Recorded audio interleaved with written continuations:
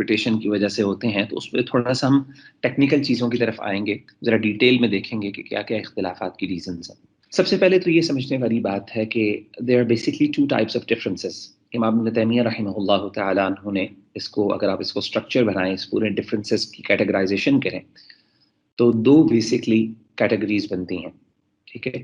تو there are two major causes of differences found in the تفاسیر۔ پہلا یہ ہے کہ differences that occur because of issues in transmission، یعنی کچھ ایسے differences ہیں جن کی بنیاد نقل ہے، ٹرانسمیشن ہے، ٹھیک ہے، یعنی روایت ہے، رپورٹس ہیں، اخبار ہیں، اور differences that occur because of the interpretation، استدلال، اور کچھ ایسے differences ہیں جن کی بنیادی طور پہ انٹرپریٹیشن یا استدلال ہے۔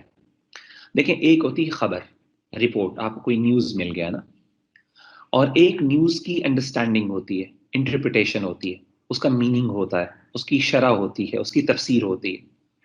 تو ان دونوں میں فرق ہو سکتا ہے نا۔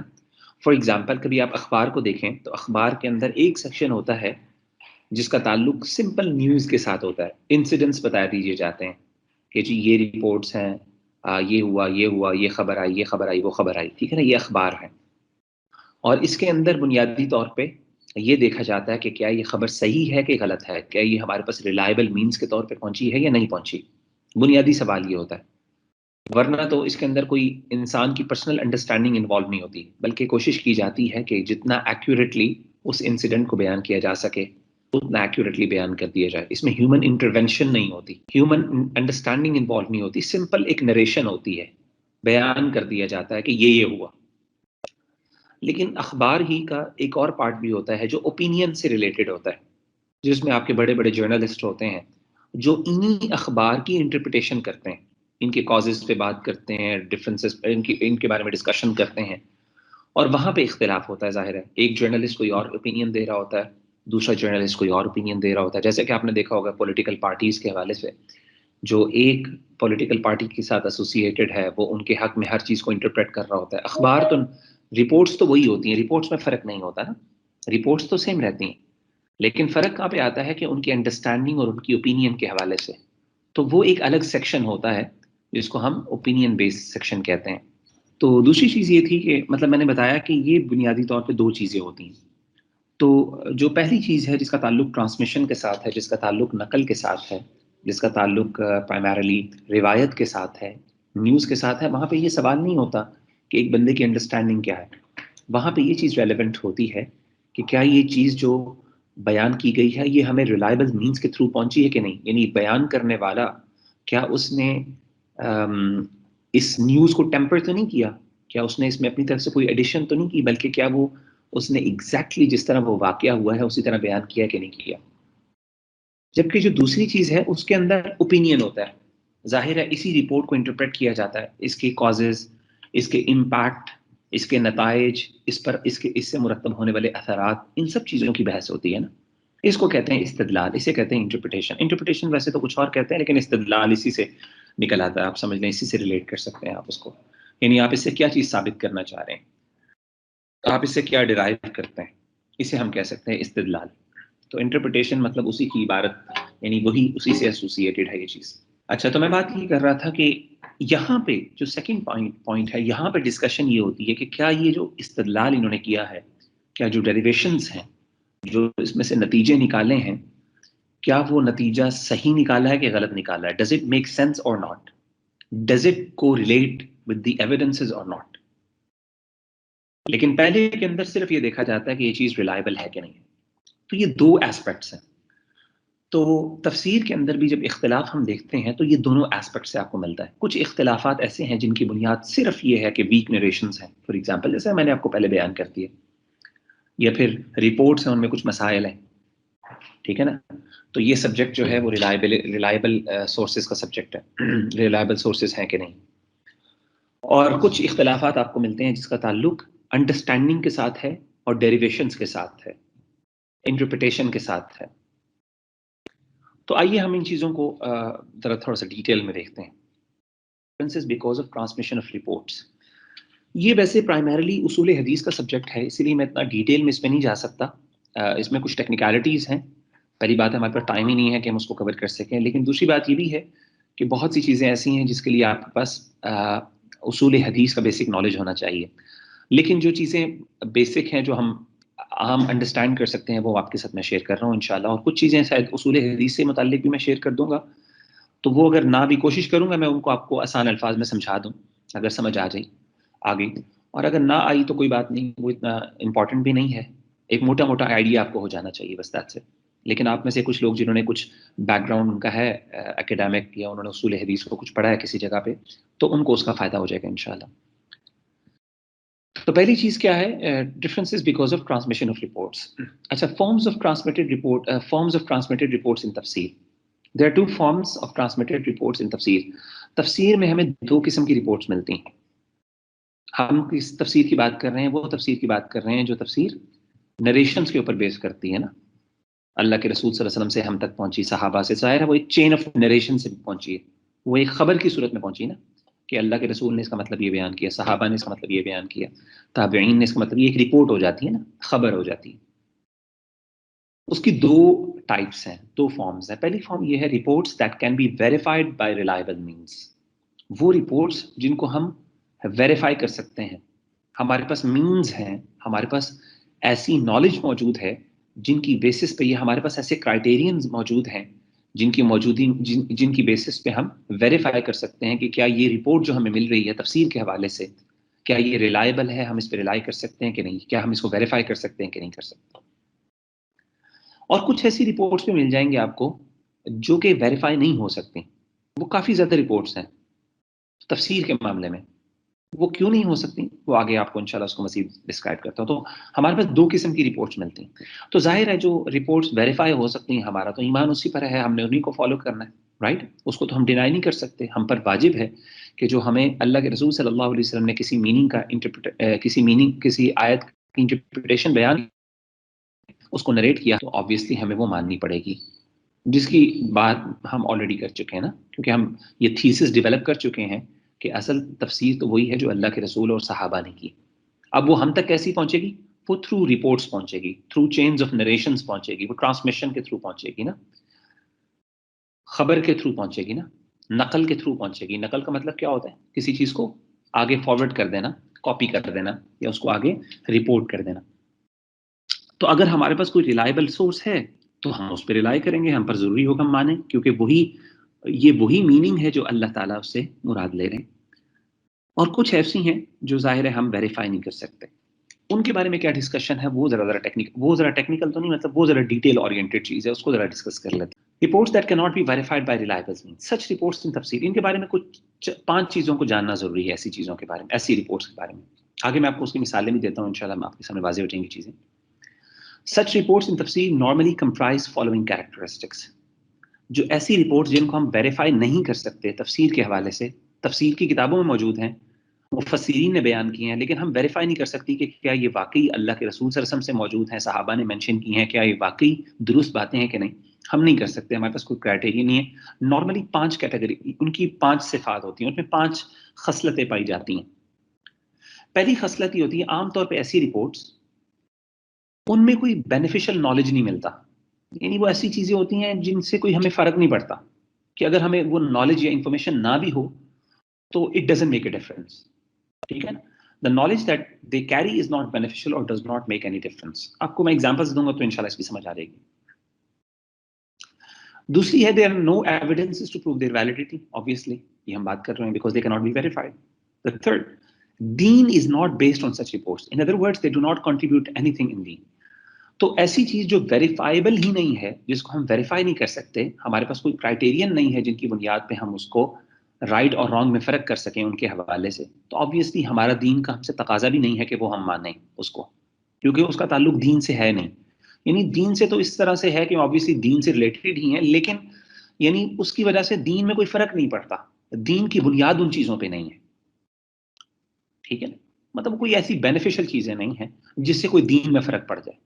دین جن چیزوں سے ثابت ہوتا ہے وہ چیزیں تو الحمدللہ بڑے اسٹرانگ سورسز سے ہم تک موجود ہیں, اور ہم پراؤڈ ہیں اس پر کہ ہمارے پاس الحمدللہ ہمارا دین واقعی وہی دین ہے جو 1400 سال پہلے کا دین تھا. ایک ذرہ برابر بھی اس میں فرق نہیں ہے الحمدللہ. ہمارا یہ کلیم ہے مسلمانوں کا, جبکہ یہودی اور عیسائی یہ کام نہیں کہہ سکتے, یہ کلیم نہیں کر سکتے, کیونکہ یہودی اور عیسائی جو ہیں وہ بھی تو ظاہر اسلام کو ہی مانتے ہیں نا. یہ یہودیت اور عیسائیت جو ہے بنیادی طور پہ اسلام کی بگڑی ہوئی شکلیں ہیں نا. یعنی حضرت موسیٰ حضرت عیسیٰ جو ہے وہ دین اسلام لے کے آئے تھے نا اپنی قوموں کے پاس. تو انہوں نے کیا کیا, اس کے اندر ایڈیشنز کی, بدعات اور خرافات ڈال دی اور ایک نیا ریلیجن بن گیا. تو ہمارا اور ان کے درمیان فرق کیا ہے؟ ہمارا اور ان کے درمیان فرق ہی یہ ہے کہ ہمارا دین محفوظ ہے, ان کا دین محفوظ نہیں. ان کے اندر جو ہے نا غلط ملت ہو گیا ان کا دین. چوتھی چیز کیا ہے؟ they are normally associated with trivial information of past events such as the color of the dog that belonged to the people of cave, name of the tree from which Adam alayhi salatu wassalam ate, etc. etc. تو یہ ہے وہ مثالیں. مثال کے طور پہ عام طور پہ ایسی چیزیں ان کا تعلق کس سے ہوتا ہے؟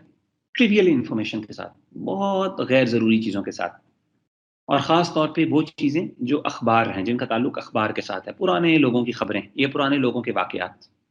مثال کے طور پہ حضرت یہ جو اصحاب کہف تھے, ٹھیک ہے نا, ان کا جو کتا تھا فار ایگزامپل, اس کا کلر کیا تھا؟ اب آپ کو ایسی رپورٹس مل جائیں گی تفاسیر میں, کچھ مفسرین کہیں گے ان کا رنگ یہ تھا, کچھ کہیں گے اس کا رنگ یہ ہے. اب ہمارے پاس کیا وے ہے کہ ہم ان کو ویریفائی کر سکیں؟ ہمارے پاس کوئی وے نہیں ہے ان کو ویریفائی کرنے کا. لیکن کیا اس کو جاننے سے کوئی فرق پڑتا ہے؟ کوئی فرق نہیں پڑتا. ہمارا دین ان چیزوں پہ بنیاد کرتا ہے؟ نہیں. بلکہ اس طرح کی چیزوں کے اوپر اگر ہم ریلائی کرنا شروع کر دیں تو ہمارے دین نے بڑا سخت کرٹیسائز کیا اس حوالے سے نا, اسی آیت میں اصحاب کہف کے حوالے سے. اسی طریقے سے وہ کون سا درخت تھا جو حضرت آدم علیہ الصلوۃ والسلام نے کھایا, جس کا فروٹ حضرت آدم علیہ الصلوۃ والسلام نے کھایا؟ اس سے بھی کوئی فرق نہیں پڑتا. ٹھیک. اسی طرح سے دیکھیں آپ, such reports are normally taken from Jews and Christians and their scriptures. obviously زیادہ تر یہ رپورٹس وہی ہیں جو کہ پچھلی ہمیں کتابوں سے مل جاتی ہیں. ہمیں جو ہے وہ یہودیوں اور عیسائیوں کی جو بائبل ہمارے پاس کرنٹ فارم میں موجود ہے یا توراہ ہمارے پاس موجود ہے, ان سب کی ان میں سے ہمیں یہ چیزیں ملتی ہیں. یہاں سے ایک سوال پیدا ہوتا ہے کہ کیا ہم تفسیر پرانے اسکرپچرز کی بیسس پہ بھی کر سکتے ہیں کہ نہیں؟ جیسا کہ ہمیں یہاں پہ نظر آتا ہے کہ مفسرین نے اس طرح کی چیزیں جو ہیں وہ ڈالی ہوتی ہیں, اور نارملی انہوں نے یہ چیزیں یہودیوں اور عیسائیوں کے اسکرپچرز جو تھے ان کے پاس, جو ان کو ملے تھے, یا جو چیزیں یہودی اور عیسائیوں نے ان کو بتائیں, ان کی بیسس پہ ڈالیں. تو یہ سوال بڑا اہم ہے. اسی کو امام ابن تیمیہ رحمہ اللہ تعالیٰ عنہ نے بڑے ڈیٹیل میں ڈسکس کیا ہے مقدمہ اصول التفسیر میں. اور آپ کو میں بتاؤں, یہ چیز بہت زیادہ ہماری تفاسیر میں موجود ہے. آپ میں سے کوئی بتا سکتا ہے کیوں اتنی زیادہ موجود ہے؟ کوئی بتا سکتا ہے؟ یعنی پیپل آف اسکرپچر, پرانے لوگوں کی کتابوں کی چیزیں ہمارے تفاسیر کے اندر کیوں موجود ہیں؟ ان کی کیا ضرورت ہے؟ کیوں ان کو لکھا گیا؟ کوئی بتا سکتا ہے؟ سر میں اس کا ایک پوائنٹ رکھنا چاہوں گی کہ جیسے اسرائیلیات میں سے جو ہمیں کچھ روایات ملتی ہیں اس کے بارے میں یہ حکم ہے کہ آپ اس کو مان سکتے ہیں لیکن اس کو ڈینائی نہیں کر سکتے. مطلب آپ نے اس میں نیوٹرل رہنا ہے, نہ آپ نے اس کو ایز اٹ از لے کے فالو کرنا ہے کیونکہ وہ ہماری شریعت کا حصہ نہیں ہے, اور نہ ہی آپ نے اس کو ڈینائی کرنا ہے. اسی طرح جو چیزیں جوز یا کرسچنس کی بک میں سے لی جاتی ہیں, مے بھی اس کے پیچھے یہ پوائنٹ آف ویو ہو کہ ایسی چیزیں لی جائیں جیسے اب یہاں پر آپ نے ذکر کیا کہ کتے کا رنگ بتانا, یا جو درخت جس کو منع کیا گیا تھا حضرت آدم علیہ السلام کو کہ وہ اس کے پاس نہیں جائیں گے, تو اس کو انہوں نے, اگر انہیں وہاں سے کوئی ایویڈنس ملتا ہے انہوں نے شامل کر لیا, لیکن اس کا ہمارے دین کے اوپر کوئی اثر نہیں ہے. مطلب اس سے ہمارے عقائد میں یا عبادات میں کوئی فرق نہیں آتا. تو ہو سکتا ہے کہ جیسے اس میں تحریف کافی ساری چیزیں چینج بھی ہوئی ہیں ان کی کتابوں میں, تو اس کو لکھ لینے سے جو ہے وہ ایک چیز ایڈ ہوئی ہے, لیکن اس کے ہماری عبادات میں یا عقائد میں نہیں فرق آتا. اس لیے انہوں نے شاید ان کی کتابوں میں سے وہ چیزیں لے لی ہے, کیونکہ ہو سکتا ہے کہ وہ ٹھیک بھی ہوں. کتے کا رنگ جو بیان کیا گیا ہو سکتا ہے وہ ٹھیک نہ بھی ہو. نہیں, میرا سوال یہ ہے, یہ تو چیزیں میں نے بھی ظاہر ہے اسی چیز کو آپ نے ماشاءاللہ بڑے اچھے انداز سے جو چیزیں میں نے بیان کی تھیں وہ آپ نے اس کو کر دی, اور کچھ چیزیں آپ نے ظاہرہ بتائیں بھی. آگے ہم انشاءاللہ اس پوائنٹ کو بھی ایلیبوریٹ کریں گے کہ ان کو ہم بتا سکتے ہیں یا نہیں بتا سکتے اس طرح کی. میرا سوال بنیادی طور پہ یہ تھا کہ مفسرین نے ان چیزوں کو مینشن کیوں کیا ہے, یعنی what is the benefit of this all? کیا ضرورت, کیا واقعی اسرائیلیات, یعنی اسرائیلیات سے مراد یہ ہیں وہ چیزیں یا وہ انفارمیشن جو ہمیں یہودی اور عیسائی, کیونکہ یہ بنی اسرائیل ہے نا, سنز آف اسرائیل, یہودی اور عیسائیوں کے اسکرپچرز میں سے ملتی ہیں, تو ان کو اسرائیلیات کہتے ہیں. تو سوال یہ ہے کہ یہ اسرائیلیات ہیں, ان کی ہمیں ضرورت کیوں ہے؟ مطلب مفسرین نے ان چیزوں کو کیوں مینشن کیا ہے؟ عطاء الرحمن کے علاوہ کوئی بتائے کیونکہ ماشاءاللہ یہ تو بتا دیتے ہیں کافی چیزیں. میں چاہ رہا ہوں کوئی اور بندہ اس پہ کنٹریبیوٹ کرے, کوئی بھائی اور کوئی بہن. جی السلام علیکم. وعلیکم السلام ورحمۃ اللہ وبرکاتہ. جی اس کا جی مجھے یہ لگتا ہے کیونکہ بہت سارے کیونکہ یہ باقی بھی سارے آپ کے اسلام مطلب کہ وہ والے ریلیجنز ہیں جو کہ جن کے صحیفے ہیں یا جن کی آسمانی کتب ہیں, تو بہت سارے ایسے انبیاء اور کئی ایسے قصے ہیں جو کامن مل جاتے ہیں ہمیں, اور یہ ابھی سے نہیں, یہ مطلب صحابہ کے ٹائم سے بھی ہمیں کچھ ایسی ایگزامپلس ملتی ہیں کہ جس میں پرانے صحیفوں کے اوپر بات چیت ہوتی تھی. تو maybe out of curiosity یا پھر کیونکہ وہ کیریکٹرز وہاں سملر ہیں اور کچھ واقعات ان روایات میں بھی اور قرآن میں بھی دونوں جگہوں پہ مشترکہ طور پہ ہمیں نظر آتے ہیں, شاید اس لیے وہاں سے ہم فردر اس کی ڈیٹیلز جاننا چاہتے ہیں آؤٹ آف کیوروسٹی, یا ویسے بھی علمی طور پہ بھی اگر ہمیں فردر انفارمیشن مل سکے, بٹ آبویسلی کچھ حیود اور قیود کے ساتھ. جزاک اللہ خیر. میرا خیال آگے چلتے ہیں, بات آپ کی درست ہے. اصل میں اس کا جواب یہ ہے بڑا سمپل سا کہ آپ کو پتہ ہے کہ ہم نے, جیسے میں نے پہلے بتایا کہ ہمارا قرآن جو ہے وہ بھی اللہ کی طرف سے نازل کردہ ہے, اور اس طریقے سے جو انجیل تھی وہ بھی اللہ نے نازل کی, اور تورات جو ہے وہ بھی اللہ نے نازل کی. حضرت عیسیٰ ہمارے پیغمبر بھی ہیں, عیسائیوں کے بھی پیغمبر ہیں. حضرت موسیٰ جو ہے وہ یہودیوں کے بھی پیغمبر ہیں, ہمارے بھی پیغمبر ہیں. اسی طریقے سے تمام اس سے پہلے جو انبیاء آنے والے ہیں ان سب کے واقعات وغیرہ ان تینوں کتابوں میں ملتے ہیں. اب ایشو یہ ہوتا ہے کہ قرآن مجید میں جو آپ کو پتہ ہے جتنے بھی واقعات اللہ نے, اب ہمارے قرآن مجید کا ایک بہت بڑا پورشن جو ہے وہ پچھلے لوگوں کے واقعات ہیں, ٹھیک ہے نا, قصص اللہ نے بیان کی ہے. حضرت یوسف کا قصہ ہے, حضرت موسیٰ کا قصہ ہے, مطلب پوری صورتیں اور بہت زیادہ چیزیں اللہ تعالیٰ نے وہاں پہ مینشن کی ہیں. لیکن اگر آپ دیکھیں تو اللہ تعالیٰ کا اسلوب یہ ہے, اللہ تعالیٰ کا انداز یہ ہے کہ اللہ تعالیٰ صرف ان چیزوں کے اوپر فوکس کرتے ہیں, یہ بتاتے ہیں جو چیزیں فائدہ مند ہوتی ہیں, جن کے پیچھے کوئی نہ کوئی بینیفٹ ہوتا ہے. لیکن کئی ایسی چیزیں ہوتی ہیں جو ایک واقعے کو سمجھنے کے لیے براڈر پرسپیکٹو میں یا اس کی جزیات کو سمجھنے کے لیے آپ کو ریلائی کرنا پڑتا ہے, یہ دیکھنا پڑتا ہے کہ اسرائیلیات میں یہ چیزیں کیا موجود تھیں. یعنی اگر آپ چاہتے ہیں کہ اصحاب کہف کے واقعے کو بہت واقعے کے طور پہ سمجھیں اور ایک کہانی کے طور پہ سمجھیں, اس کے ڈفرنٹ پرسپیکٹوز کو دیکھیں, ایسپیکٹس کو دیکھیں, تو نیچرلی پھر آپ کو کیا کرتے ہیں کہ آپ کو یہ واقعات ظاہر ہے انجیل میں بھی مل جاتی ہیں یا آپ کو تورات میں مل جاتے ہیں, تو آپ کو وہاں سے بینیفٹ مل جاتا ہے, ٹھیک ہے نا. تو پزلز جو مسنگ آپ کے پاس پیسز ہوتے ہیں نا پزلز کے, ٹھیک ہے نا, وہ وہاں سے آپ کو مل جاتے ہیں. تو اللہ تعالیٰ, ویسے تو اللہ تعالیٰ نے جو بیان کیا وہ کافی ہوتا ہے, آپ کو نہ بھی کرے تو کوئی فرق نہیں پڑتا, لیکن just for a broader perspective یا پھر ایک سمجھنے آپ کے ایک پوری کہانی کو یا پورے ایسپیکٹ کو دیکھنے کے لیے, پوری پکچر کو دیکھنے کے لیے اگر آپ چاہتے ہیں تو ظاہر اب آپ کو بینیفٹ مل جاتا ہے. اسی لیے آپ دیکھیں کہ یہودی اور عیسائیوں کی کتابوں سے بہت سی چیزیں خاص طور پہ واقعات سے متعلق جو ہیں وہ مل جاتی ہیں. اب ظاہر ہے جب ہم ان پر بات کرتے ہیں تو پھر اب سوال یہ پیدا ہوتا ہے کہ وہ جو چیزیں ہمیں ملتی ہیں وہاں سے ان کی کیا حقیقت ہے, کیا وہ درست ہیں, کیا وہ غلط ہیں.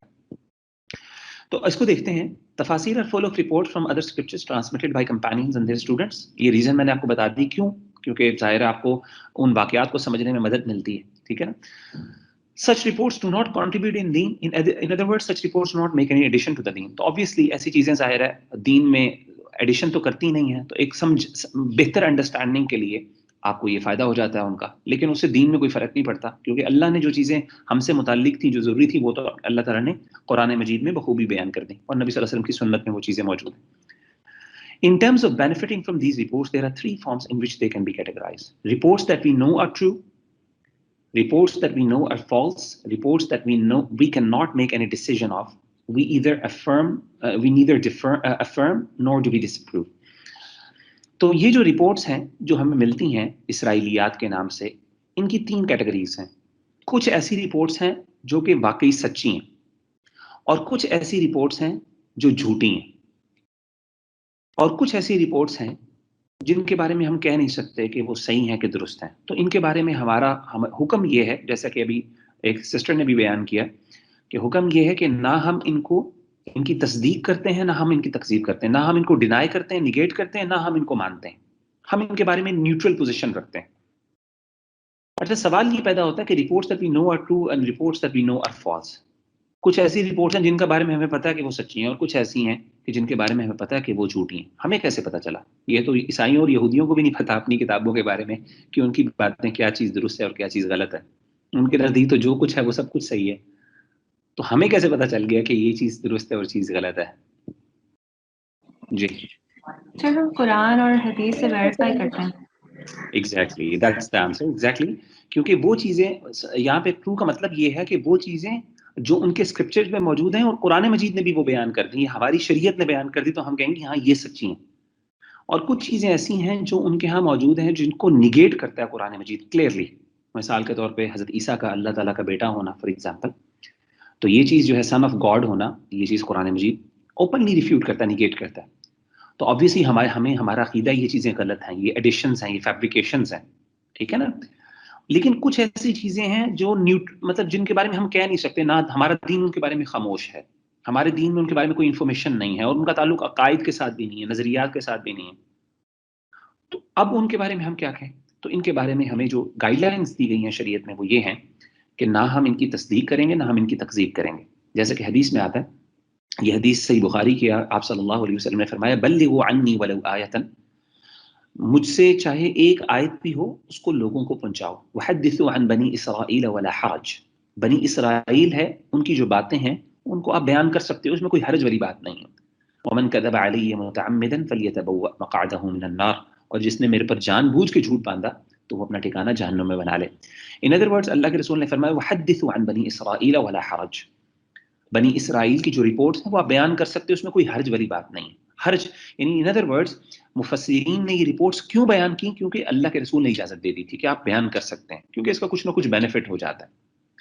لیکن ہم ان کی نہ تصدیق کر سکتے ہیں نہ تکذیب کر سکتے ہیں. یہ کہاں سے ثابت ہوتا ہے؟ یہ آگے حدیث سے ثابت ہوتا ہے. یہ حدیث ہے، اس میں اللہ کے رسول صلی اللہ علیہ وسلم نے فرمایا، میں تھوڑا سا اپنا ریلیونٹ پارٹ پڑھ دیتا ہوں. ما حدثکم اہل الکتاب فلا تصدقوهم ولا تکذبوهم، جو بھی اہل کتاب تمہیں کوئی چیز بتائیں نہ تم ان کی تصدیق کرو نہ تم ان کو جھٹلاؤ. وقولوا آمنا باللہ ورسولہ، اور یہ کہو کہ ہم اللہ پر ایمان لائے اور اللہ کے رسول پر. فإن كان باطلا لم تصدقوه وإن كان حقا لم تكذبوه. اس کا فائدہ کیا ہوگا کہ اگر ہو سکتا ہے کوئی ایسی بات ہو جن کو تم جھٹلا دو، لیکن ہوگا کیا؟ ہو سکتا ہے وہ بات درست ہو، اور ہو سکتا ہے کچھ ایسی بات ہو جس کو تم صحیح کہہ رہے ہو لیکن حقیقت میں وہ جھوٹ ہو. تو ایسی چیزیں جن کے بارے میں شریعت خاموش ہے، شریعت جن کے بارے میں خاموش ہے اور ہمیں اس کے بارے میں پتہ نہیں کہ وہ رائٹ اور رانگ ہے، اس کے بارے میں ہمارا رویہ یہ ہونا چاہیے کہ ہم ان کے بارے میں خاموش ہوں، ہم ان کے بارے میں نیوٹرلٹی جو ہے، نیوٹرل پوزیشن پر رہیں. یہ حدیث ویسے تو ضعیف ہے سنن نبی داؤد کی، لیکن اس کی دوسری مسند احمد میں بھی حدیث موجود ہے اور اس کو حسن کہا گیا ہے. یعنی باقی اس کی جو دیگر کتابوں میں یہ حدیث موجود ہے وہاں پہ یہ جو ہے وہ ریلائبل ہے، یعنی ہم ریلائی کر سکتے ہیں. تو لیکن یہاں پہ شیخ البانی رحمہ اللہ کے نزدیک یہ حدیث ضعیف ہے، لیکن مال میننگ بھی کریکٹ ہے، اور دیگر روایات کے اندر یہ چیز موجود ہے جہاں سے ثابت ہوتا ہے کہ یہ چیز جائز ہے. تو ہمیں پتہ یہ چلا، اور ہمیں یہ رحمہ اللہ تعالیٰ نے جو بیان کیا پورا، اس کو اگر ہم سمرائز کریں، بہت ظاہر مختلف ایسپیکٹس اور ٹیکنیکل ایسپیکٹس کو بھی انہوں نے ڈسکس کیا ہے. اگر ہم اس کو سمرائز کریں تو ہم یہ کہہ سکتے ہیں there are some reports of the sons of Israel that are transmitted from the Prophet sallallahu alaihi wasallam himself through reliable means. One such example is the name of Prophet Musa's companion Khidr alayhi salatu wasalam. اچھا، کچھ ایسی reports ہیں جو کہ ہم اسرائیلیات کی جن کو ہم ویریفائی بھی کر سکتے ہیں. ظاہر ہے وہ اللہ کے رسول صلی اللہ علیہ وسلم نے چونکہ ویریفائی کر دی، ہمارے دین نے کر دی، تو ہم اس کو مانتے ہیں، جیسا کہ میں نے آپ کو پہلے بیان کیا ہے نا. اس کی فار ایگزامپل ایک مثال جو امام ابن تیمیہ نے دی ہے، اور بھی کئی مثالیں ہو سکتی ہیں کہ اللہ کے رسول صلی اللہ علیہ وسلم نے حضرت موسیٰ علیہ الصلوۃ والسلام کے جو کمپینین ہے سورہ کہف میں جن کا ذکر ہے، ان کا نام بتایا کہ خضر ان کا نام تھا. اچھا، یہ خضر جو ہے اس کی پروننسیشن خضر بھی ہے، خضر بھی ہے اور خضر بھی ہے، یہ تینوں آپ کہہ سکتے ہیں. تو عام طور پہ کامن چونکہ خضر ہے تو ہم خضر کہتے ہیں. بہرحال تو یہ جو کمپینین کا نام تھا حضرت خضر علیہ الصلوۃ والسلام، جن کے بارے میں صحیح رائے یہی ہے کہ یہ نبی تھے اللہ کے. تو یہ جو خضر علیہ الصلوۃ والسلام تھے، ان کی جو ہے ان کا نام اب قرآن مجید میں تو کہیں نہیں ذکر، لیکن اللہ کے رسول صلی اللہ علیہ وسلم سے صحیح حدیث سے ثابت ہے، باقاعدہ پورا واقعہ موجود ہے حضرت موسیٰ اور حضرت خضر کا. حدیث کے اندر بھی غالباً صحیح بخاری کے اندر یہ واقعہ بھی موجود ہے، تو وہاں پہ اللہ کے رسول صلی اللہ علیہ وسلم نے یہ نام باقاعدہ بیان کیا. تو اب ہم یہ کہہ سکتے ہیں ہاں کہ یہ خضر جو نام ہے یہ کریکٹ نام ہے اور یہ درست نام ہے، اور ظاہر ہے یہ اسرائیلیات میں سے ہے، یعنی اسرائیلی رپورٹ ہے، لیکن یعنی اسرائیلی روایت بھی اس میں موجود ہیں، تو ہمارے نزدیک وہ والی روایت درست ہے جو کہ جس کے اندر یہ چیزیں مینشنڈ ہے جو اللہ کے رسول نے ویریفائی کر دی. Report from the former scripture comprises 3 forms as mentioned before. ہاں جی، وہ 3 فارمز ہم نے بات کر لی، کچھ ایسی ہیں جو کہ ثابت شدہ ہیں، کچھ نہیں ہیں، اور کچھ ایسی ہیں جو کہ ہم جن کے بارے میں خاموشی اختیار کرنی پڑتی ہے. اور تیسری چیز جس پہ امام ابن تیمیہ نے بہت زیادہ ایمفسائز کیا وہ یہ ہے کہ the criteria in this case is the شریعہ. ہمیں کیسے پتہ چلے گا یہ درست ہے کہ غلط ہے؟ وہ یہ ہے کہ ہمیں شریعت بتائے گی. ہم اپنی مرضی سے فیصلہ نہیں کر سکتے کہ یہ درست ہے کہ یا غلط ہے، ٹھیک ہے نا. اور میں آپ کو بتاؤں کہ ہمارے ہاں باقاعدہ کئی لوگ ایسے ہیں جو دین کی کئی باتوں کو کتابوں سے، مختلف کتابوں سے ثابت کرنے کی کوشش کرتے ہیں اور سمجھتے ہیں کہ جو پرانے اسکرپچرز ہیں ان سے بھی بینیفٹ لیا جا سکتا ہے، باقاعدہ اس کو ریلیٹ کرتے ہیں. اس کی کئی مثالیں موجود ہیں، اشراط الساعہ کے حوالے سے بھی کئی مثالیں موجود ہیں، یہ سائنس آف دی آور کے حوالے سے کئی مثالیں موجود ہیں. کئی ہمارے سو کالڈ اسکالرز جو ہیں اپنے آپ کو کہنے والے، وہ باقاعدہ وہاں سے لیتے ہیں اور کہتے ہیں کہ یہ ایسے ہی ہے کیونکہ یہ کرسچینٹی کے اندر یہ چیز زیادہ واضح موجود ہے تو ہم وہاں سے لے لیں گے، اور اس کو باقاعدہ عقیدہ بنا کے ثابت کرتے ہیں. اس کی ایک مثال ہے. اچھا، تو میں بتا ہی رہا تھا کہ شریعہ جو ہے وہ کرائٹیریا ہے، اور صحابہ بھی جب بنی اسرائیل سے، اب کئی صحابی ایسے ہیں، کئی صحابہ ہیں جو معروف ہیں اس حوالے سے، جو کہ بنی اسرائیل سے رپورٹس لیتے تھے اور پرانے اسکرپچر سے رپورٹس لیتے تھے اور تفسیر کے معاملے میں وضاحت کر دیتے تھے. لیکن یہ بات درست یہ بات، اور اس طرح تابعین بھی یہ کام کرتے تھے، تابعین جو صحابہ کے اسٹوڈنٹس تھے وہ بھی یہ کام کرتے تھے. لیکن صحابہ کے اوپر ہم زیادہ ریلائی کرتے ہیں، تابعین کی باتوں پہ کم ریلائی کرتے ہیں، ایز لانگ ایز ہمیں کوئی ایویڈنس مل جائے جس سے پتہ چل جائے کہ یہ بات جو ہے صحابی نے کہی ہے اور صحابی نے بھی اللہ کے رسول صلی اللہ علیہ وسلم سے سن کے یہ بات کہی تھی.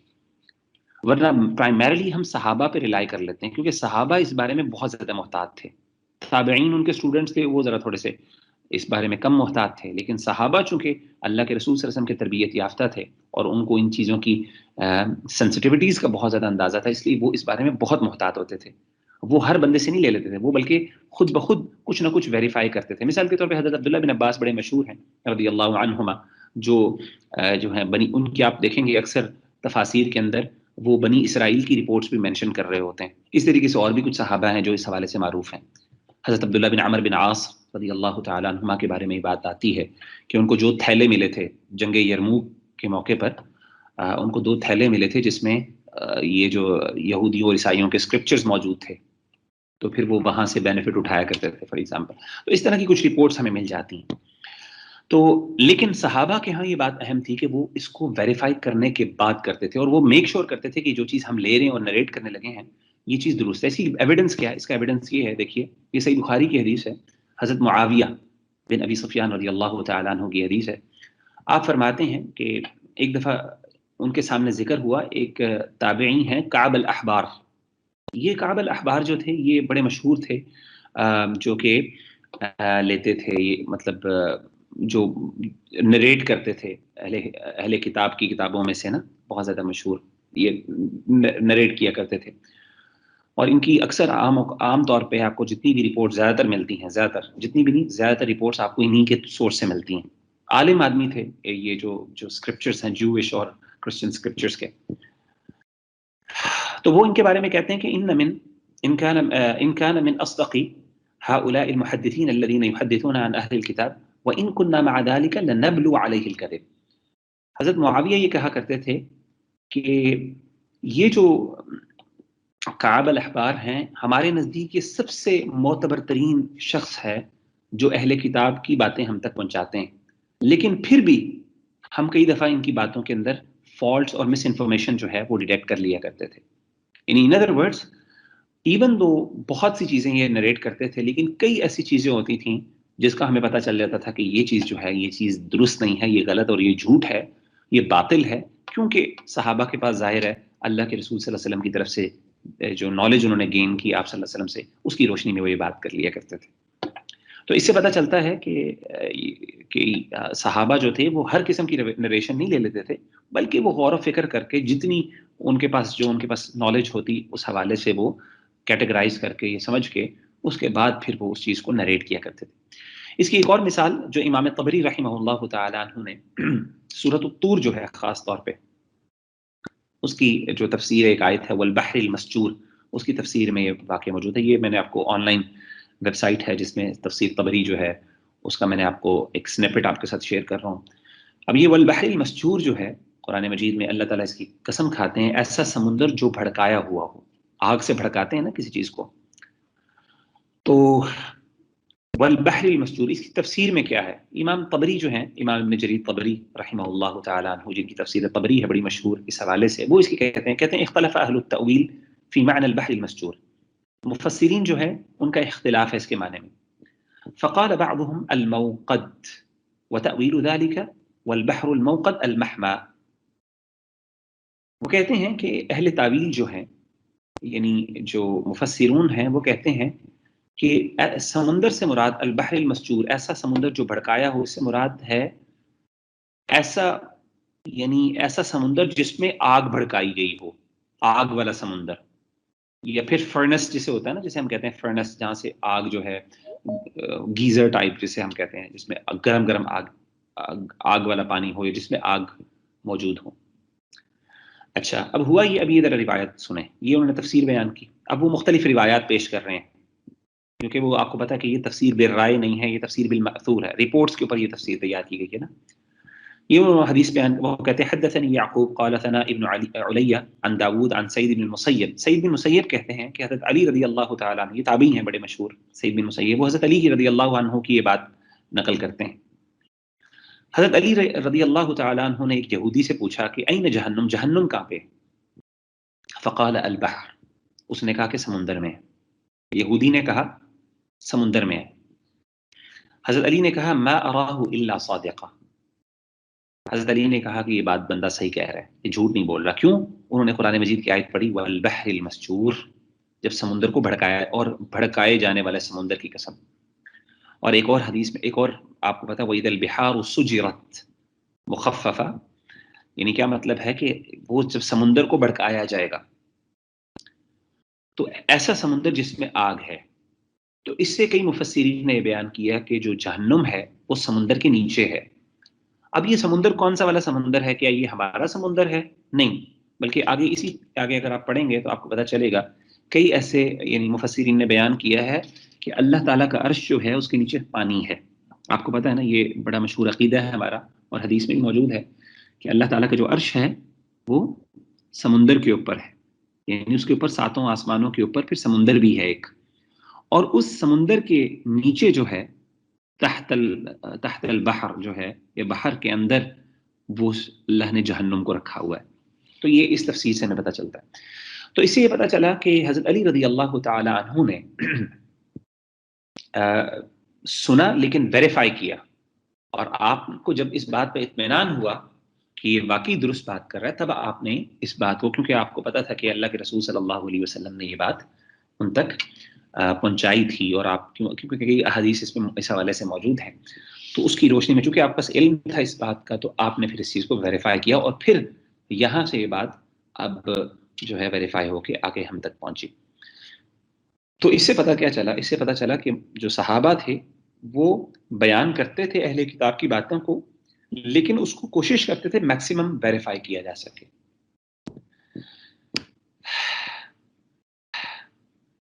اچھا، کچھ سکالرز نے روکا ہے، کچھ سکالرز آپ کو کچھ اسلاف میں سے، کچھ صحابہ کی یا پھر کچھ بڑے بڑے ائمہ کی یہ باتیں مل جائیں گی، وہ اس بارے میں بڑا شدید منع کرتے ہیں کہ جو ہے اہل کتاب سے رپورٹس نہیں لینی چاہیے. تو دکتور مساعد الطیار رحمہ اللہ نے 3 اس کی وجوہات بیان کی ہیں اس کتاب کے اس کی شرح میں. وہ فرماتے ہیں کہ 3 ریزنز ہیں جس کی وجہ سے انہوں نے روکا ہے. Because of excessive reliance on such reports, کیونکہ ظاہر ہے مفسرین میں سے کچھ لوگ ایسے بھی تھے جنہوں نے بہت زیادہ پھر ان رپورٹس کے اوپر ریلائی کرنا شروع کر دیا. حالانکہ یہ رپورٹس میں نے جیسے کہ پہلے بیان کی کہ کئی اکثر ایسی انفارمیشن اس میں ہوتی ہے جس میں کوئی فائدہ نہیں ہوتا، لیکن اس پہ بہت زیادہ ریلائی کرنا یہ بھی درست نہیں ہے، خاص کر کے وہ چیزیں، وہ والے ایریاز جن کے بارے میں اللہ کے رسول صلی اللہ علیہ وسلم نے کوئی وضاحت نہیں کی کہ یہ صحیح ہے کہ غلط ہے.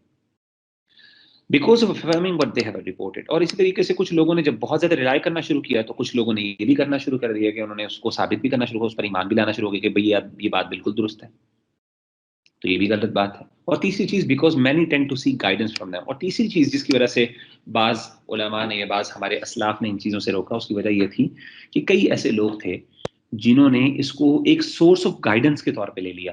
یعنی انہوں نے کہا کہ انہوں نے اس سے دین ثابت کرنا شروع کر دیا، جبکہ ہم نے یہ بات درست پہلے بات کر دی ہے کہ دین کی بنیاد ان چیزوں پہ نہیں ہے. یہ دین میں کسی قسم کا اضافہ نہیں کر سکتی. دین مکمل ہو چکا ہے، پرفیکٹ ہو چکا ہے. تو اس وجہ سے یہ 3 ریزنز تھے. تو لوگوں نے چونکہ بہت زیادہ افراط و تفرید کا شکار ہو گئے، ایکسٹریمزم کی طرف چلے گئے، ایک بیلنس کریٹ نہیں کر سکے، تو پھر اس کی وجہ سے مسائل آنا شروع ہو گئے، جس کی وجہ سے پھر کیا ہوا کہ بعض ائمہ نے پھر اسٹرکٹلی فوربیڈ کرنا شروع کر دیا کہ آپ ان چیزوں پہ ریلائی نہ کریں. تھوڑا سا ٹیکنیکل اصول حدیث سے متعلق چیز ہے. ابھی ہم بات یہ کر رہے تھے، اگر میں آپ کو ریویمپ کروں پورا یا ریکیپ کروں، اب تک ہم بات کر چکے ہیں کہ ہم بات کر رہے ہیں کہ تفسیروں میں اختلاف کیوں ہوتا ہے. تو ہم نے بات کی کہ ایک بہت بڑی وجہ اختلاف کی وہ ہے انریلائبل نریشنز. اور نریشنز کی 2 قسمیں، کچھ نریشنز ایسے جن کو ہم ویریفائی کر سکتے ہیں، کچھ ایسی نریشنز ہیں جن پر ہم ویریفائی نہیں کر سکتے. تو ظاہر ہے کئی ایسی نریشنز جب پیش آتی ہیں، مختلف مفسرین مختلف نریشنز بیان کرتے ہیں تو آپ کو مختلف چیزیں نظر آتی ہیں. لیکن ظاہر ہے وہ چونکہ ہمارے پاس ہم ان کے اوپر وہ دین کی بنیاد نہیں ہوتی، اس لیے ان کو مینشن کرنے میں کوئی حرام نہیں ہے، کوئی غلط نہیں ہے، جیسا کہ اللہ کے رسول نے فرما دیا، لیکن اس سے کوئی دین میں فرق بھی نہیں پڑتا. تو اسی لیے ہم اس اختلاف کو، اس ڈفرنس کو اتنا زیادہ کنسیڈر بھی نہیں کرتے. ٹھیک ہے. اب ایک بہت بڑا مسئلہ جو امام ابن تیمیہ رحمہ اللہ نے یہاں پہ ذکر کیا ہے تفسیر کے حوالے سے، وہ یہ ہے کہ اب ظاہر ہم بات کر رہے ہیں کہ ہم نے تفسیر وہ لینی ہے جو صحابہ سے اور اللہ کے رسول صلی اللہ علیہ وسلم نے تابعین سے ہمارے نقل کے تھرو یا ٹرانسمیشن کے تھرو پہنچی ہے.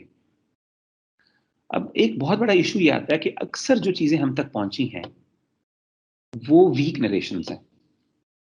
یعنی میجورٹی جو ہے آپ کو جو تفاسیر ملتی ہیں، تفسیر بالمأثور، جیسے امام طبری کی بات کر لیں، تفسیر طبری کے اندر بہت سی نریشنز ایسی ہیں، میجورٹی ایسی ہیں جو کہ ثابت ہی نہیں ہوتی، ہمارے اصول حدیث کے سٹینڈرڈز پر پورا ہی نہیں اترتی. تو اب یہ بہت بڑا سوال پھر پیدا ہوتا ہے کہ جب آپ بار بار اس بات پہ کہہ رہے ہیں، ایمفیسائز کر رہے ہیں کہ ریلائی کریں آپ ان تفسیروں پہ جو پہلے سے ہمارے صحابہ نے کی ہیں، تو ہمارے پاس تو ریلائبل مینس کے تھرو وہ پہنچی نہیں.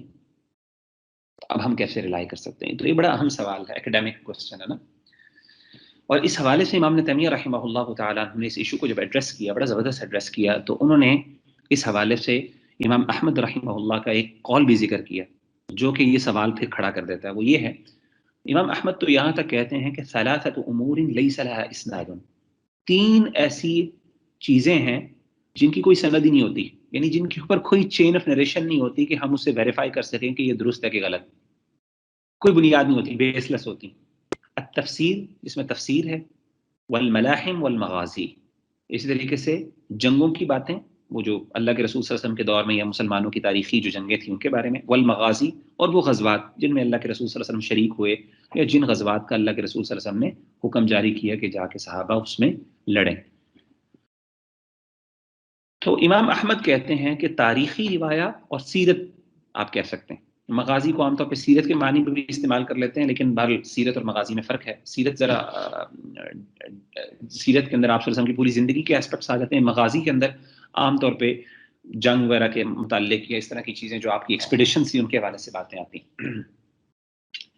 تو امام احمد کہتے ہیں کہ آپ دیکھیں کہ اکثر تفسیر کی سند ہی نہیں ہوتی، مطلب آپ کو اسٹیٹمنٹس آ رہی ہوتی ہیں، اوپینینز آ رہی ہوتی ہیں، لیکن کوئی سند نہیں ہوتی کہ مثلا عبداللہ بن عباس نے کہا، لیکن کوئی نریشن نہیں ہوتی. بھائی کہاں پہ لکھا، کس چین آف نریشن کے تھرو آپ کو پتہ چلا؟ مطلب آپ کے اور عبداللہ بن عباس کے درمیان تو کوئی 400-500 سال کا فرق ہے، ٹھیک ہے نا. تو عبداللہ بن عباس کی بات آپ تک کیسے پہنچی؟ تو اصول حدیث تو سارا اس چیز پہ ڈسکس کرتا ہے نا، جس کو ہم کہتے ہیں چین آف نریشنز.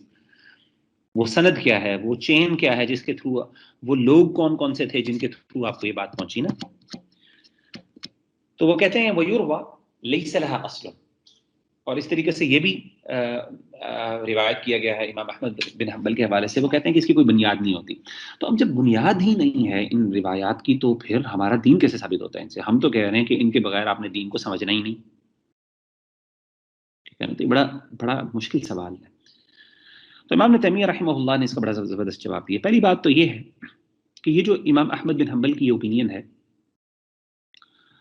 یہ جو اوپینین ہے یہ اتنی کلیئر نہیں ہے. اس وجہ سے کلیئر نہیں ہے کہ امام احمد بن حنبل نے اس اوپینین کو، یہ ویسے تو درست ہے، یہ ثابت ہے کیونکہ امام خطیب البغدادی رحمہ اللہ جن کی کتاب کے نیچے ذکر ہے الجامع لاخلاق الراوی وآداب السامع، بہت بڑے امام گزرے ہیں، انہوں نے یہ بات کی اور اصول حدیث کے آپ سمجھ لیں پائنیئرز میں سے ہیں یہ، انہوں نے اس کو اپنی سند کے ساتھ نقل کیا، اور یہ حدیث، یہ ان کی اوپینین امام احمد بن حنبل کی بالکل درست ہے، یعنی یہ رائے یہ جو نریشن ہے یہ قابل اعتماد ہے، ریلائبل ہے۔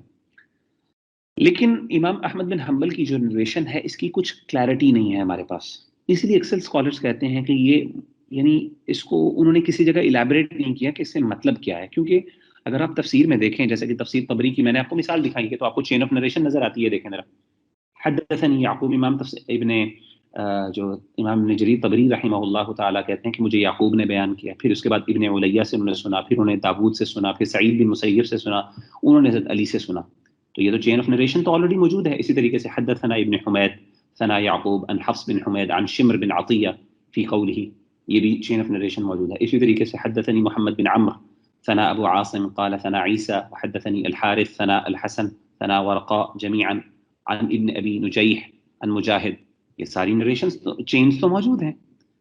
تو اسی لیے علماء نے کہا کہ امام احمد بن حنبل سے مراد کیا تھا سمجھ نہیں آئی، ذرا ان کو الیبوریٹ کرنا چاہیے تھا کہ مطلب نریشنز تو موجود ہیں، تو یہ کہہ رہے ہیں ان کی کوئی سند ہی نہیں ہوتی، تو اب اس کا مطلب کیا؟ پھر مختلف علماء نے اس کی تعبیرات کی، جو صحیح سب سے بہتر تعبیر اگر آپ ساری ایویڈنسز کو اکٹھا کریں اور جس کو امام ابن تیمیہ رحمہ اللہ نے الیبوریٹ کیا بڑا زبردست انداز سے، وہ یہ ہے کہ امام احمد بن حنبل کی قول یہ تھا، مطلب مراد یہ ہے کہ عام طور پہ مرسل نریشنز ہوتی ہیں، یعنی تفسیر کے اندر مرسل نریشنز ہوتی ہیں۔ مرسل نریشنز کا مطلب کیا ہے؟ یا عام طور پہ تابعی جو بات کہہ رہا ہوتا ہے اس کو وہ اللہ کے رسول تک نہیں پہنچاتا، مثلا تابعین کہتا ہے، مثال کے طور پہ تابعی کہتا ہے جی اس آیت کا مفہوم یہ ہے، امام مجاہد کہتے ہیں اس آیت کا مفہوم یہ ہے، اب ظاہر ہے امام مجاہد نے یہ چیز عبداللہ بن عباس ان کے استاذ ہیں ان سے سنی ہوتی ہے، اور عبداللہ بن عباس نے اللہ کے رسول سے سنی ہوتی ہے، تو وہ یہ نہیں بتاتا کہ یا تو وہ یہ بتاتا ہی نہیں ہے، یا اگر وہ بتاتا بھی ہے تو وہ ڈائریکٹلی اللہ کے رسول صلی اللہ علیہ وسلم سے بیان کرتا ہے، وہ تمام درمیان میں جو صحابی جس سے وہ بات سنی ہوتی ہے اس کو وہ حذف کر دیتا ہے۔ دوبارہ ذرا سنو، دوبارہ اس بات کو سمجھیں، مرسل نریشن وہ ہوتی ہے، یعنی دو ریزنز ہے جس کی وجہ سے امام احمد بن حنبل نے یہ بات کی۔ ایک تو بات یہ ہے کہ عام طور پہ تابعی جب یہ کوئی بات بتاتا ہے، کوئی مفسر بیان کرتا ہے تو وہ اس کی سند ذکر نہیں کرتا، اپنے سے آگے تو سند اس کے تک موجود ہوتی ہے، لیکن وہ خود یہ بات نہیں بتاتا کہ اس نے یہ بات کہاں سے سنی ہوتی نارملی۔ یا اس کا مطلب یہ ہے کہ صحابی جو مفسر ہے وہ عام طور پہ ہمارے تابعین یا تبع تابعین ہیں، وہ صحابی کا ذکر نہیں کرتے بلکہ وہ ڈائریکٹلی اللہ کے رسول صلی اللہ علیہ وسلم سے ذکر کر کے اس بات کو بیان کرتے ہیں۔ مرسل نریشن وہ ہوتی ہے جس میں تابعی، اسٹوڈنٹ آف صحابی جو ہے وہ ڈائریکٹلی اللہ کے رسول صلی اللہ علیہ وسلم سے کوئی چیز نریٹ کرے۔ اب ظاہر ہے تابعی جو ہے اس نے تو اللہ کے رسول سے ملا نہیں، اس نے کیسے سنی بات؟ اب ظاہر ہے وہ کسی صحابی کے تھرو سنی ہوگی، ٹھیک ہے نا، یا اپنے کسی کانٹمپرری اسکالر سے سنی ہوگی جس نے صحابی سے سنی ہوگی، ایسا بھی تو ہو سکتا ہے نا۔ تو اس حدیث کو، یہ حدیث ریلائبل نہیں ہوتی، مرسل نریشن ویک نریشن کنسیڈر کی جاتی ہے۔ تو اکثر روایات جو ہیں، اکثر روایات آپ کو مرسل ملتی ہیں۔ تو امام ابن تیمیہ رحمہ اللہ تعالیٰ عنہ کہتے ہیں کہ ہم اس بات کو اکنالج کرتے ہیں کہ اکثر روایات جو ہیں مرسل ہوتی ہیں، یعنی اور اس طریقے تاریخ میں بھی آپ دیکھ لیں، تاریخ اور مغازی کے اندر یہ کتابیں اگر آپ دیکھیں، پرانی ترین جو تفسیر مثلا یہ جو امام سیرت ابن ہشام فار ایگزامپل ہو گئی، اور اس طریقے سے مغازی ابن اسحاق وغیرہ کی ہو گئی، اگر آپ ان کی مغازی کو دیکھیں تو ان میں بھی آپ کو دیکھیں گے کہ اکثر جو نریشنز ہوتی ضرور ہیں لیکن وہ یعنی وہ مرسل ہوتی ہیں، وہ ڈائریکٹلی اس کی کوئی سورس ہی بیان کی ہوتی ہے، اچھا میں نے یہاں سے سنا، اس نے فلاں سے سنا، یا پھر وہ اللہ کے رسول صلی اللہ علیہ وسلم تک وہ نریشنز نہیں پہنچی ہوتی۔ لیکن امام ابن تیمیہ رحمہ اللہ عنہ اس کا جواب یہ دیتے ہیں، وہ کہتے ہیں کہ نہیں، مرسل نریشن جو ہے اس کو بھی ایکسیپٹ کیا جاتا ہے، یہ ہمارا اصول ہے، پرنسپل ہے، اور وہ تین کنڈیشنز اگر پوری ہو جائیں تو مرسل نریشن کو مینشن کرنے میں کوئی حرج والی بات نہیں ہے۔ اور وہ کہتے ہیں کہ میجورٹی جو ہے آپ کی، میجورٹی کہہ رہا ہوں، جو بھی تفاسیر موجود ہیں خاص طور پہ تفسیر الطبری وغیرہ میں، ان میں آپ کو مرسل نریشنز کے حوالے سے یہ چیز مل جاتی ہے، اور اس کی کئی مثالیں۔ وہ تین کنڈیشنز کیا ہیں؟ اب یہ تھوڑی سی اصول حدیث کی بحث ہے، لیکن چلیں میں تھوڑا سا وضاحت کر دیتا ہوں۔ پہلا یہ کہ they are transmitted from multiple sources and are not based on one common source.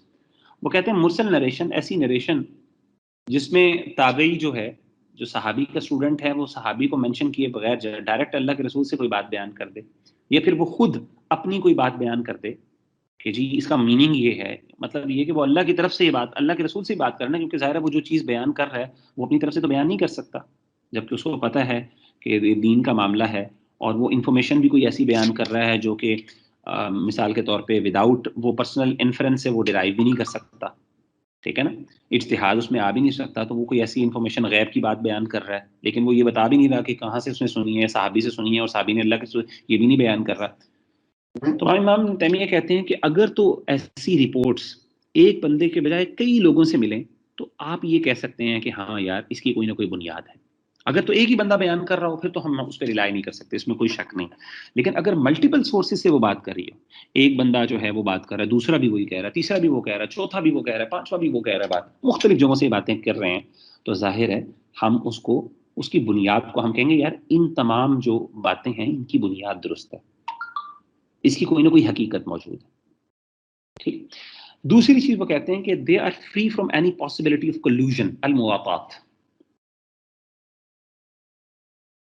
دوسری چیز وہ کہتے ہیں کہ خاص کر کے جب ملٹیپل سورسز سے ملی ہو اور ایسے سورسز سے ملی ہو جس میں پاسبلٹی نہ ہو کہ ان دونوں نے آپس میں ایک کانٹیکٹ کر کے ایک چیز بنا لی ہوگی۔ مثال کے طور پہ ایک بندہ جو تھا وہ شام میں تھا اور ایک بندہ مکہ میں ہے، ایک بندہ یمن میں ہے، ایک بندہ مدینہ میں ہے، ایک بندہ کوفہ میں بیٹھا ہوا ہے، یہ چار بندے ہیں، انہوں نے ایک ہی بات کی ہے، لیکن یہ چاروں باتیں ویک ہیں، یعنی ثابت نہیں ہوتی، مرسل روایات ہیں، اس کی کوئی چین آف نریشن انہوں نے بیان نہیں کی، اور یہ پاسبلٹی بھی نہیں ہے کہ یہ چاروں لوگوں نے آپس میں مل کے، ان کے کوئی کانٹیکٹ بھی نہیں تھا اس زمانے میں، فون نمبر بھی نہیں تھے، فون بھی نہیں ہوتا تھا، ان کی کوئی ملاقات بھی نہیں، یعنی شام والا کبھی مدینہ نہیں گیا، مدینہ والا کبھی شام نہیں گیا، کوئی ثابت ہی نہیں ہے، تاریخ کے اندر موجود ہی نہیں ہے، ان کی لائف ہسٹری کے اندر کہ وہ اسی علاقے میں رہے ہیں۔ اب انہوں نے یہ پاسبلٹی ہی نہیں ہے کہ انہوں نے مل کے ایک بات بنا لی ہو یا ایک دوسرے سے سن کے بیان کر دی ہو، یہ بھی ممکن نہیں ہے، تو پھر ہم کیا کہتے ہیں، ہاں یار اب ہمیں مزید کانفیڈنس مل گیا کہ یار ایک تو یہ کہ ملٹیپل سورسز سے، دوسری بات یہ ہے کہ یار یہ ان دونوں کا آپس میں ملاقات بھی نہیں ممکن، متوات یعنی یہ ان میں یہ اس میں کولوژن بھی نہیں ہے، تو ہمیں مزید کانفیڈنس مل جاتا ہے۔ اور تیسری چیز یہ ہوتی ہے کہ اس روایات کو مفسرین نے اور بڑے بڑے اسکالرز نے تھرو آؤٹ جنریشنز قبول کیا ہو، اور انہوں نے کہا ہو کہ ہاں ہم قبول کرتے ہیں، یہ بات بالکل درست ہے، اور ڈیو ٹو ملٹیپل ایویڈنسز، اس کو کہتے ہیں تلقی بالقبول، تو یہ بھی ایک ایویڈنس ہے۔ تو یہ تین جب چیزیں ہمیں مل جائیں کسی نریشن کے بارے میں، مرسل نریشن کے بارے میں، تو خاص طور پہ تفسیر کے حوالے سے یا مغازی کے حوالے سے یا ملاحم کے حوالے سے، جنگوں کے حوالے سے یا سیرت کے حوالے سے، تو ہم اس کو اس پر ریلائے کر سکتے ہیں، ہمارا دین ہمیں اجازت دیتا ہے۔ بہرحال اب اس کی ٹیکنیکلٹیز کیا ہیں، یہ ٹیکنیکلٹیز جو ہے نا آپ انشاءاللہ پھر رپورٹس ان دین، یہ سمجھنے والی بات ہے۔ دو قسم کے لوگ ہیں جنہوں نے فیبریکیشنز کی ہیں دین کے اندر، ایک وہ ہیں people of innovations who fabricated narrations in order to support their beliefs, ظاہر ہے کچھ لوگ ایسے تھے جنہوں نے جان بوجھ کے چیزیں گھڑی دین کے اندر، دین کے معاملے میں، حدیث کے معاملے میں بھی، تفسیر کے معاملے میں بھی، تاریخ کے معاملے میں بھی، ہر چیز کے بارے میں، کیوں؟ وہ اپنے غلط بلیفs کو ثابت کرنا چاہتے تھے، اپنی طرف سے حدیثیں بنا کہا کہ دیکھو اللہ کے رسول نے یہ فرمایا، اللہ کے رسول نے فلاں فرمایا، تاریخی واقعات اپنی طرف سے گھڑے تاکہ وہ اپنے بلیف سسٹمز کو سپورٹ کر سکیں۔ اسی طریقے سے لیکن کچھ نیک لوگ ایسے بھی تھے جن سے بھی یہ غلطیاں ہوئی۔ Some righteous people who fabricated narrations in order to motivate people to exceed in performing righteous action۔ کچھ لوگوں نے، اچھا مزے کی بات یہ ہے کہ ہمارے ہاں کچھ ایسے لوگ بھی رہے تاریخ میں جن لوگوں نے چیزیں جھوٹی گھڑی، فیبریکیشنز کی۔ کیوں فیبریکیشنز کی؟ کہ فیبریکیشنز اس لیے کی تاکہ وہ لوگوں کو موٹیویٹ کر سکے دین کے معاملے میں۔ اصلی آپ دیکھیں کہ اکثر یہ جو آپ نے بڑی بڑی مشہور روایات سنی ہوتی ہیں کہ جو بندہ کوئی یہ چیز 10 دفعہ پڑھ لے، 50 دفعہ پڑھ لے تو اس کو اتنے عمروں کا ثواب ہوگا، اتنے حج کے ثواب ہوگا، اس کو اتنا یہ ہوگا۔ آپ کو پتہ ہے یہ فیلڈ ہیں ایسے ہمارے دین کے اندر، ہمارے دین کی تو بات نہیں ہے، دین کا حصہ تو نہیں ہے، لیکن کہنے کا مطلب ہے ہمیں اپنی جو حدیث کی کتابوں میں، خاص طور پہ غیر معروف کتابوں کے اندر اس طرح کی چیزیں بہت زیادہ مل جاتی ہیں کہ یہ کر لو تو یہ ہو جائے گا، وہ مطلب بڑی بڑے جو ریوارڈز ہوتے ہیں خاص طور پہ جن کو موضوعات کہتے ہیں، فیبریکیٹڈ رپورٹس۔ اب ظاہر ہے اس کے اندر اچھے اعمال کا ذکر ہوتا ہے، ان کا مقصد کیا تھا؟ وہ جن لوگوں نے گھڑی ان میں سے ہر بندہ بری انٹینشن والا نہیں تھا، ان میں کچھ لوگ ایسے بھی تھے جنہوں نے کہا کہ یار ہم نہ جب تک یہ کریں گے نہیں نا تو لوگ جو ہیں، اور ایک باقاعدہ اسکول آف تھاٹ رہا ہے، کرامیہ اسکول آف تھاٹ آیا ہے، محدثین اس چیز کو بیان کرتے ہیں کہ محمد بن کرام اس بندے کا نام تھا جو ان کا فاؤنڈر تھا. ایک کرامیہ اسکول آف تھاٹ آیا رہا ہے، ان کے مختلف عقائد بھی تھے، نظریات بھی تھے. ان کا یہ اس بندے کا یہ اوپینین تھا، وہ سمجھتا تھا کہ جھوٹی نریشنز جو ہیں اپنی طرف سے بنائی جا سکتی ہیں لوگوں کو اچھے اعمال کے لیے موٹیویٹ کرنے کے لیے. ظاہر ہے بڑے بڑے اعمال بتائیں گے، بڑا بڑا ثواب بتائیں گے، لوگ موٹیویٹ ہوں گے. اسی طریقے سے بڑے بڑے گناہ بتائیں گے، بڑی بڑی سزائیں بتائیں گے تو اس سے لوگ ڈریں گے. تو انہوں نے اپنی طرف سے رپورٹ بنانا شروع کر دی، اور وہ اللہ کے رسول صلی اللہ علیہ وسلم کی حدیث. نام پلیز بتائیے گا. محمد بن کرام کرامیہ اسکول آف تھاٹ آیا گزرا نا، محمد بن کرام. یہ اصول حدیث میں جب آپ پڑھیں گے نا، یہ اصول حدیث کے اندر یہ چیزیں آتی ہیں ساری، یہ ساری اصول حدیث کی ڈسکشنز ہیں کہ موضوعات جو ہیں، فیبریکیٹڈ نریشنز وغیرہ جو ہیں وہ موجود ہیں. دین وہ کن لوگوں نے گھڑی ہیں اور کیا کیا مقاصد تھے، ان کے آبجیکٹیوز کیا کیا تھے. وہ باقاعدہ ایک پورا ایک اس پہ باقاعدہ ایک بک بھی موجود ہے میرے پاس، غالباً شاید موجود ہے، میں انشاءاللہ دیکھوں گا، اگر مل جائے گی تو آپ کو میں سینڈ بھی کر دوں گا. تو اس حوالے سے مطلب انہوں نے فیبریکیشنز کی، اور ریزن یہ تھی کہ جی لوگوں کو رائے. تو اب اس طرح کی چیزیں بھی آپ کو حدیث میں مل جاتی ہیں. مثال کے طور پہ آپ دیکھیں، اچھا اب ان کا امپیکٹ کیا ہوتا ہے تفسیر کے حوالے سے؟ کیا امپیکٹ ہے تفسیر کے حوالے سے؟ دو قسم کے امپیکٹ ہیں. کچھ ایسے ہیں جن کا تعلق تفسیر سے ہوتا ہی نہیں ہے. مثال کے طور there are those that do not have any difference, that do not make any difference in the tafsir. Such fabrications are normally associated with virtues of surahs.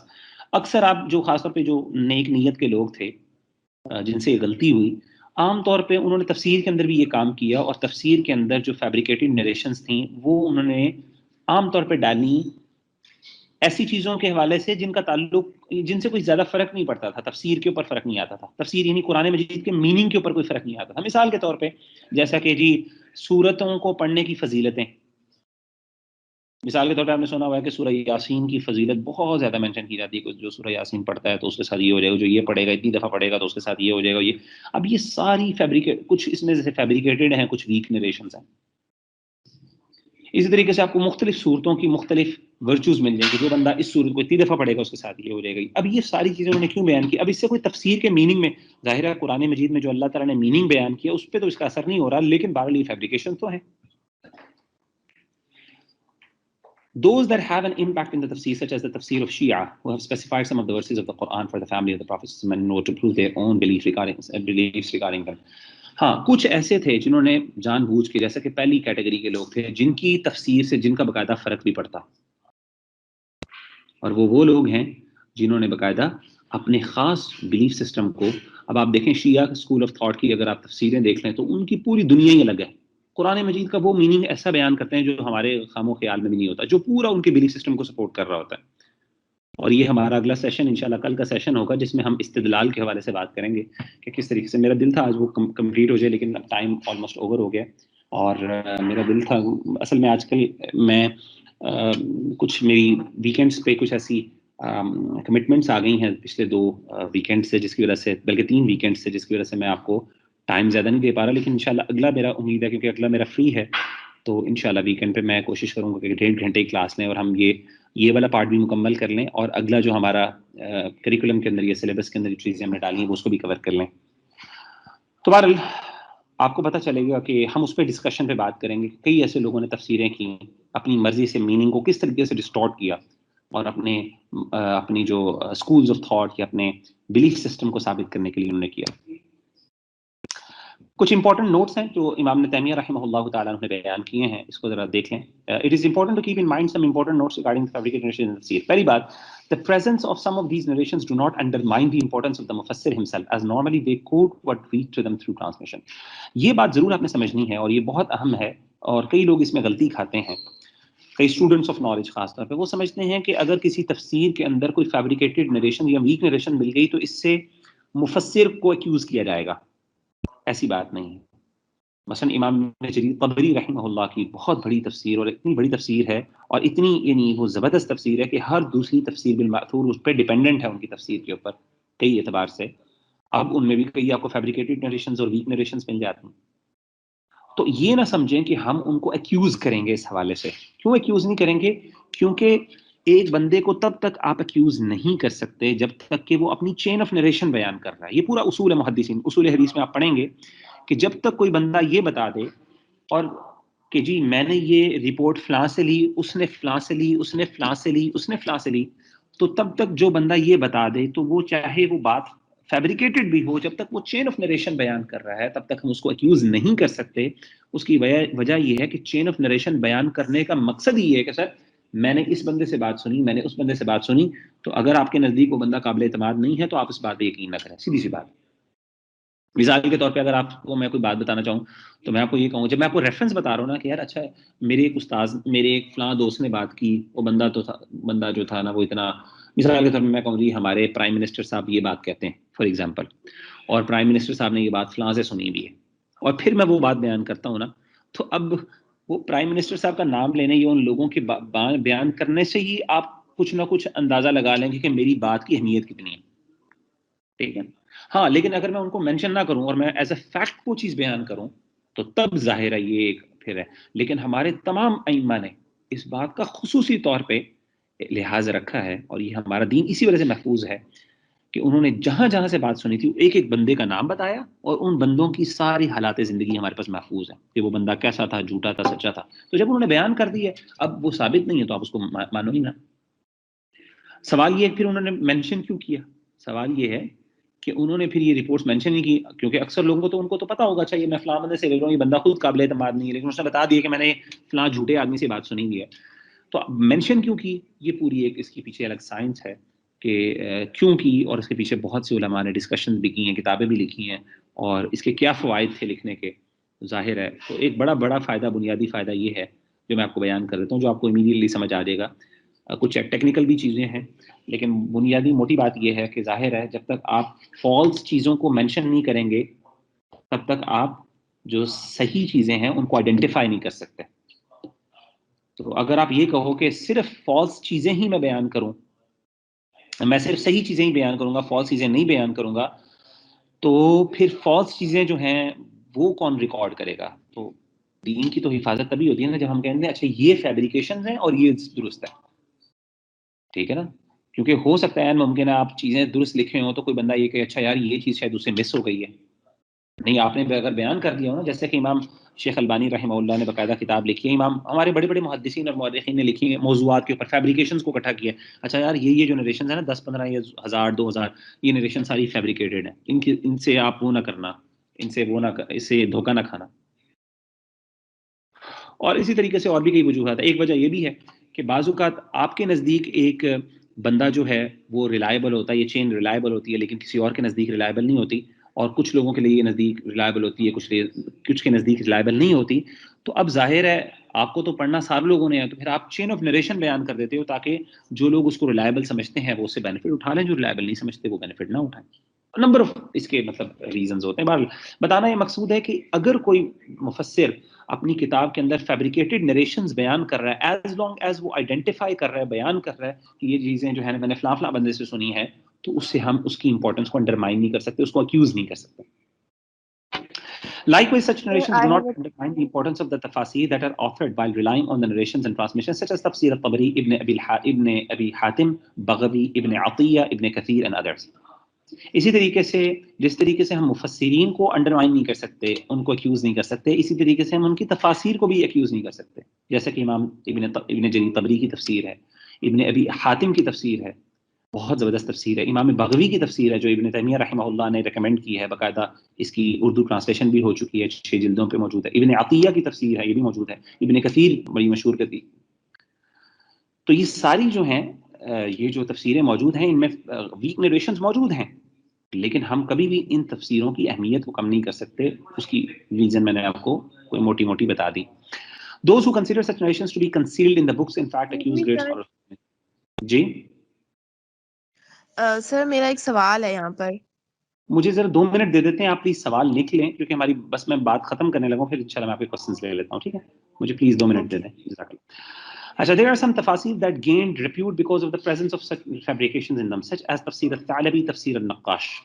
کچھ ایسی تفسیریں واقعی ہیں جو کہ معروف ہی اپنی جھوٹی نریشنز کی وجہ سے. ہاں تو ہم ان کو ریلائی نہیں کر سکتے، ہم ان کو تھوڑا سا کرٹیسائز کرتے ہیں، کرٹیک کرتے ہیں. مثال کے تو تفسیر الثعلبی، یہ تفسیر الثعلبی بڑی مشہور، بہت بڑی تفسیر ہے، یہ میرے پاس موجود بھی ہے، ہماری لائبریری میں موجود ہے. اس کی تفسیر کا نام ہے الکشف والبیان. اسی طریقے سے تفسیر النقاش جو ہے یہ بھی مشہور ہے، معروف ہے، لیکن جہاں تک مجھے یاد ہے کہ تفسیر النقاش ابھی تک غالباً وہ نہیں ہوئی.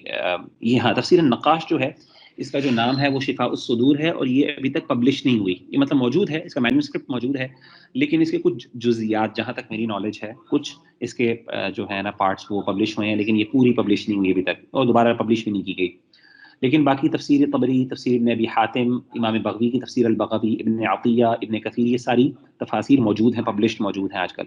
اسی طریقے سے امام ابن تیمیہ ریکمینڈ کرتے ہیں تفسیر البغوی کو، وہ تفسیر الثعلبی کو اور تفسیر الواحدی ان کو نگیٹ کرتے ہیں. تفسیر الواحدی بھی ایسے موجود ہے، یہ بھی ہمارے یعنی پبلشڈ ہے.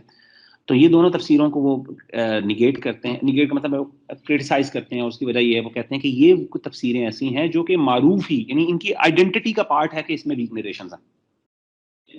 باقی جو دوسری تفاسیر ہیں ظاہر ہے اس کے اندر کچھ نریشن ویک نریشنز ہیں، لیکن بنیادی طور پہ وہ نریشنز جو ہیں وہ درست ہیں اور ان پہ ریلائی کیا جا سکتا ہے. تو مطلب خلاصہ یہ ہے، اگر آپ بات کریں، 2-3 باتیں ہم نے بات کی. پہلی بات تو یہ کہ ہم مفسر کو اس پہ کرٹیسائز نہیں کر سکتے یہاں تک کہ اس نے اپنی چین آف نریشن بیان کی ہو، کیونکہ اس نے وہ بیان کیا جو اس تک پہنچا. تو اب یہ ہمارا کام ہے کہ ہم اس کو آئیڈینٹیفائی، ویریفائی کریں. اور ہمارے علماء نے بیان کی، ویریفائی کیا. یہ تفسیر طبری، تفسیر ابن عطیہ، ابن کثیر وغیرہ، ان کے باقاعدہ ویریفائڈ ورژنس بھی موجود ہیں، ان پہ تحقیق ہو چکی بھی ہے بڑے آرام سے، اردو اور انگلش میں بھی موجود ہیں بڑے آرام سے. دارالسلام میں شائع کیا ہوا ہے، اس میں باقاعدہ لکھا ہوا ہے کہ یہ رپورٹس جو ہیں ویک ہیں، یہ درست ہیں، ان پہ ریلائی کیا جا سکتا ہے. ٹھیک ہے. اسی طریقے سے کچھ ایسی نریشنز یا کچھ ایسے مفسرون جو معروف اس وجہ سے ہو گئے، ان کی باقاعدہ آئیڈینٹی کا پارٹ ہو گیا، ان کی اتنی زیادہ فیبریکیشن انہوں نے ڈال دی کہ اس کے اندر جو ہے وہ ہر رطب و یابس جو بھی ان کو ملتا ہے وہ ڈال دیتے ہیں without any verification what's ever. تو ہاں ان پہ ریلائی نہیں کرنا چاہیے، جیسے کہ تفسیر الثعلبی ہے. بہرحال علماء اس سے کچھ نہ کچھ بینیفٹ نکال سکتے ہیں. تو بہرحال یہ بنیادی طور پہ کچھ ڈسکشنز کی ہیں امام ابن تیمیہ رحمہ اللہ نے. میں سمرائز کر دوں کہ ہم نے بات یہاں سے شروع کی تھی کہ تفسیروں میں اختلاف کس لیے ہے. تفسیروں میں اختلاف بنیادی طور پہ 2 وجہ سے ہے. ایک وجہ تو ہے نقل، ٹرانسمیشن، دوسرا ہے استدلال، یعنی اس سے جو میننگ ہے. تو ہم نے آج پہلے پارٹ کو ڈسکس کیا کہ تفاسیر کے اندر جو ٹرانسمیشن آف رپورٹس ہیں ان کی اسٹیٹس کیا ہے، کس طرح کی رپورٹس پائی جاتی ہیں. پھر ہم نے اسرائیلیات کی بات کی. اسرائیلیات میں سے کچھ ایسی ہیں جن کو ہم ویریفائی کر سکتے ہیں، کچھ نہیں کر سکتے. کچھ ایسی ہیں جن کو ہم نگیٹ کر دیتے ہیں، وہ ظاہرہ شریعت کی بنیاد پہ نگیٹ کرتے ہیں. اور کچھ ایسی ہیں جن کو ہم ویریفائی نہیں کر سکتے، ظاہرہ ان کے بارے میں ہم یہ موقف رکھتے ہیں کہ ہم ان کو بیان کیا جا سکتا ہے. بیان اس لیے کیا جا سکتا ہے کیونکہ اس سے ہمیں فائدہ ملتا ہے. ٹھیک ہے نا. ہمیں جو واقعات ہیں، قصص ہیں، ان کو ہم بہت اچھے طریقے سے انڈرسٹینڈ کر سکتے ہیں. اور ہم نے یہ بھی بات کی، لیکن ہم ان کو دین کا پارٹ نہیں سمجھ سکتے، وہ دین کا پارٹ نہیں ہے. اور صحابہ خاص طور پہ اس بارے میں محتاط بھی تھے، اور انہوں نے اس حوالے سے وہ بھی کیا تھا، کیا نام ہے، وہ ویریفائی کرنے کی پوری کوشش بھی کرتے تھے.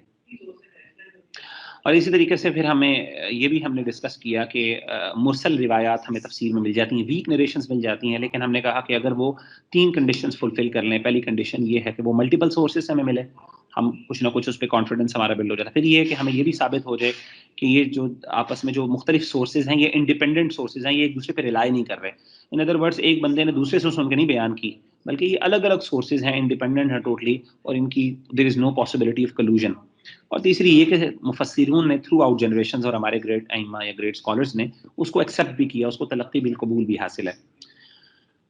اور اس کے بعد ہم نے فیبریکیٹڈ نریشنز کی بات کی. ہم نے کہا فیبریکیٹڈ نریشنز عام طور پہ بد نیتی کی وجہ سے بھی ہیں اور اچھی نیت کی وجہ سے بھی ہیں. بد نیت کی وجہ سے یہ ہے کہ کچھ لوگوں نے جان بوجھ کے گھڑی تاکہ وہ اپنے فالس بلیف سسٹم کو پروو کر سکیں، اور کچھ ایسے لوگ تھے جنہوں نے اچھی انٹینشن کے ساتھ کی، لیکن بہرحال یہ کام جائز نہیں ہے، یہ گناہ کا کام ہے. جیسے کہ اللہ کے رسول نے فرمایا کہ جس نے میرے پر جان بوجھ کے جھوٹ باندھا وہ اپنا ٹھکانہ جہنم میں بنا لے.